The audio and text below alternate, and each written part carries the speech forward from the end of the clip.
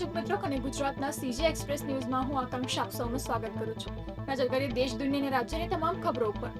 સમગ્ર રાજ્યમાં વરસાદી માહોલ જામ્યો છે, ત્યારે આજે પણ હવામાન વિભાગે કચ્છમાં ભારે વરસાદને લઈને ઓરેન્જ એલર્ટ આપ્યું છે અને દ્વારકા સહિત 10 જિલ્લામાં વરસાદનું યલો એલર્ટ આપ્યું છે. તો અમદાવાદ સહિત 4 મહાનગરોમાં પણ વરસાદની બેટિંગ યથાવત રહેશે. ભારે વરસાદની આગાહી વચ્ચે દ્વારકા અને પોરબંદરનો દરિયો તોફાની બન્યો છે, તો બીજી તરફ વરસાદથી નર્મદા જિલ્લાનો ઝરવાણી ધોધ અને માંડણ પાસે આવેલો મકાઈ ધોધ વહેતો થતા પ્રકૃતિ સોળે કળાએ ખીલી ઉઠી છે. ગઈકાલે સાંજે દ્વારકાધીશ મંદિર પરિસરમાંથી ભવ્ય રથયાત્રા નીકળી હતી. 60 કિલો ચાંદીમાંથી બનેલા નવા રથમાં શ્રીજીના બાળ સ્વરૂપને બેસાડી મંદિરની પરિક્રમા કરવાઈ હતી. અમદાવાદના જગન્નાથ મંદિરના હાથીખાનામાં એક હાથી પર મહાવત લાકડી લઈ તૂટી પડ્યો હતો. આ રૂવાડા ઉભા કરી દેતો વિડીયો વાયરલ થતા પ્રાણી પ્રેમીઓમાં રોષ ફેલાયો છે. જો કે આ વિડીયો રથયાત્રા બાદનો છે કે પહેલાનો તે સ્પષ્ટ થઈ શક્યું નથી.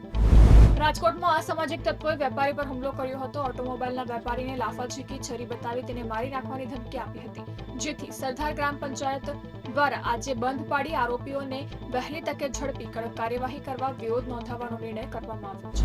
સુરત જિલ્લાના પંચાયત દ્વારા રેલવે સ્ટેશન નજીક ₹100 કરોડથી વધુની કિંમતની સરકારી જમીન પર ડિમોલેશન કરાયું હતું. 50 વર્ષથી ગેરકાયદેસર રીતે ચાલતું અંબિકા ઓટોમોબાઈલ સંચાલિત પેટ્રોલ પંપ અને રાણા ટ્રાવેલ્સનું કારખાનું તોડી પાડ્યું. બારડોલીમાં એક ભુવાએ સગીરા પર દુષ્કર્મ આચર્યું હતું. રોગ દૂર કરવાના બહાને આંબાવાડીમાં લઈ જઈ સગીરા સાથે શારીરિક સંબંધ બાંધ્યા હતા. સગીરા ગર્ભવતી થતા મામલો બહાર આવ્યો છે.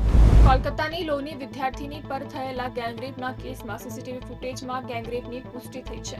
પીડિત વિદ્યાર્થીનીને બળજબરીથી ગાર્ડના રૂમમાં લઈ જવાની ઘટના સીસીટીવીમાં કેદ થઈ છે. તેનાથી વિદ્યાર્થીનીની ફરિયાદમાં લગાવવામાં આવેલા આરોપોની પુષ્ટિ થાય છે. ઉત્તરાખંડમાં ભારે વરસાદની ચેતવણીને ધ્યાનમાં રાખીને 4 ધામ યાત્રા આગામી 24 કલાક માટે સ્થગિત કરવામાં આવી છે. પોલીસ અને વહીવટીતંત્રની યાત્રાઓને રોકવા માટે સૂચનાઓ આપવામાં આવી છે, જેથી કોઈ અકસ્માત ન થાય. મોરેશિયસમાં સર શિવસાગર રામગુલામ એરપોર્ટ પર 16 લાખ પાઉન્ડ ડ્રગ કેનબિસની હેરાફેરીમાં એક 6 વર્ષનો છોકરો પણ પકડાતા સનસનાટી મચી ગઈ હતી. તે બાળક ઉપરાંત બીજા 6 પણ આ ડ્રગ્સ રેકેટમાં પકડાયા છે. પાકિસ્તાનમાં રવિવારે સવારે ભૂકંપના જોરદાર આંચકા અનુભવાયા હતા. સવારે 4 વાગે આવેલા ભૂકંપની તીવ્રતા રિક્ટર સ્કેલ પર 5.2 હતી. જો કે હજુ સુધી કોઈ જાનમાલના નુકસાનના સમાચાર મળ્યા નથી. એલિયાના ડિક્રુઝ બીજી વખત માતા બની ચૂકી છે. તેને ત્યાં 2 વર્ષ પછી બીજા બાળકનો જન્મ થયો છે. તેણે હાલમાં પુત્રને જન્મ આપ્યો છે, જેની તસવીર તેને સોશિયલ મીડિયા પર શેર કરી છે. તો આવતા કને ગુજરાતના આજના સીજી એક્સપ્રેસ ન્યૂઝના સમાચારો અને વધુ અપડેટ માટે તમે જોડાયેલા રહો કનેક્ટ ગુજરાત સાથે. ત્યાં સુધી મને રજા આપશો. નમસ્કાર.